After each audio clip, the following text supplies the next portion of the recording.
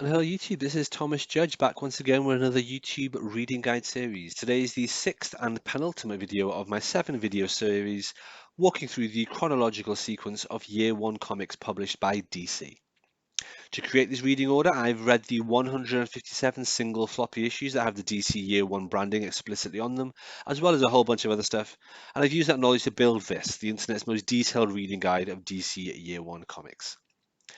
Let's dive into it. Last time I mentioned we were about to see the introduction of a brand new kind of Year One branding. Well, this is around about the time that we see DC roll out this particular banner on the top of certain issues and limited series. If you want to collect or read Year One from this era, which is from about 2007 onwards, this is the banner you need to keep an eye out for, and we'll talk it through as we go through the rest of this video. So, with no further ado, the 16th Year One series that we're going to be looking at is Green Arrow from 2007. Now, Green Arrow Year One is a 2007 Green Arrow limited series published by DC. It's written by Andy Diggle with art by Jock. And if those two names seem familiar, that's because they are the acclaimed team behind series The Losers. It's available in hardcover and in trade paperback. It's worth noting that when you buy these single issues, if you get hold of those anywhere, in the top corner it will say issue 104, 204 to start with, because it was originally planned as a 4-issue series. Near the end, though, they suddenly realise it's going to be a 6-issue series, and it becomes issues 5 of 6, issues 6 of 6, and so on. So it's worth keeping an eye on that. Don't get confused if you pick up the singles and they have weird numbering in the corners. This series, by the way, was really good, and it is evidently a big influence on the early Arrow series. Oddly enough, it was published fortnightly, not monthly, so this was published from September to November 2007. Well, next up we have something else that came out in 2007 but finished being published in 2008. This is a Metamorpho Year One. It's an odd character to do a Year One story in that Metamorpho is relatively little known, but so we have it. So Metamorpho Year One had the branding that we've just been talking about. It was a 6-issue limited series written by Dan Jurgens. The series reimagines the origin of the hero Metamorpho, and specifically his quest for the Orb of Ra, which is like a key part of his origin stuff. Also featured are Sapphire Stagg, a classic antagonist, her father Simon Stagg, classic antagonist for the character, and his henchman Java, classic antagonist for the character. So all 6 issues were collected as a trade paperback. To be honest, I've read Metamorpho origin stories before.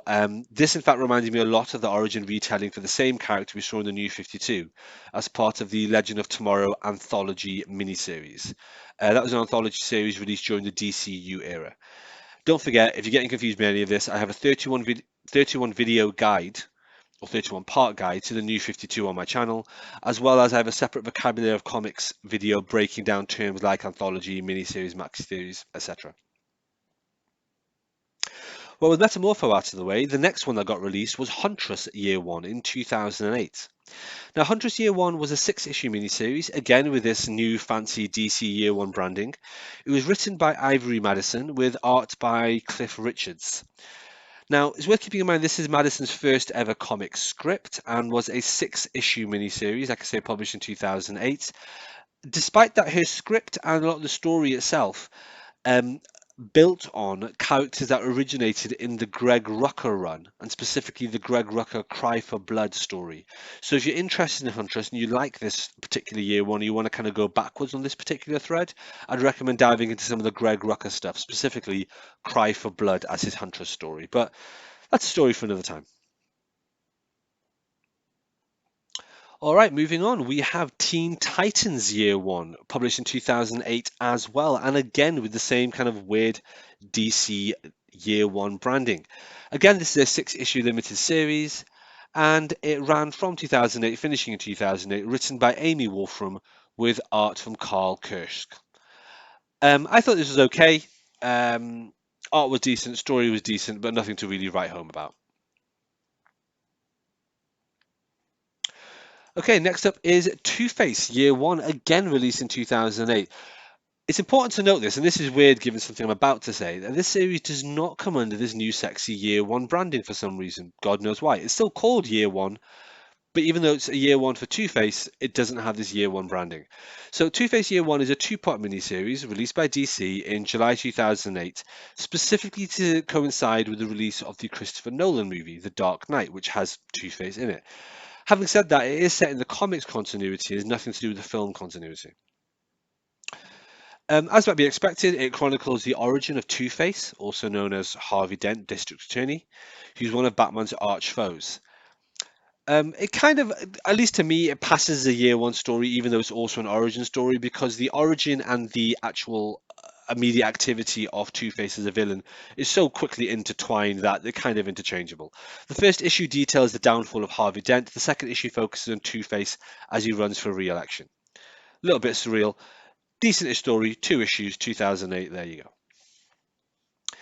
And last but by no means least, we have Black Lightning Year One. This was released in 2009, and weirdly enough, even though it comes out after Two-Face Year One, you will notice here that the sexy DC branding comes back just for this issue, or just for this series. This is the last time we see this new DC Year One branding. But it's here, Black Lightning Year One. It's a 6 issue limited series published in 2009, as I said. It follows a tradition of the Year One formula by re examining the circumstances that turned the school teacher Jefferson Pierce into the electric powered hero Black Lightning. So, again, kind of an origin story as well as a Year One story per se.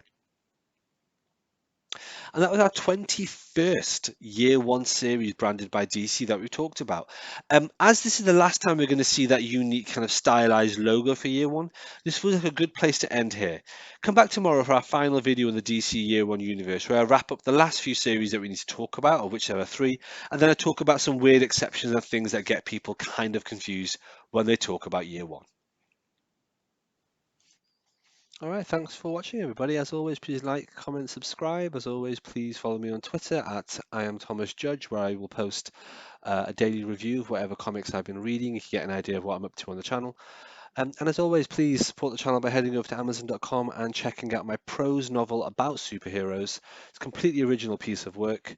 The first episode in it is called Arrivals, and the series as a whole is called No Gods or Kings. You can find an excerpt of that on my website, nogodsorkings.com. Until next time, everybody, stay classy.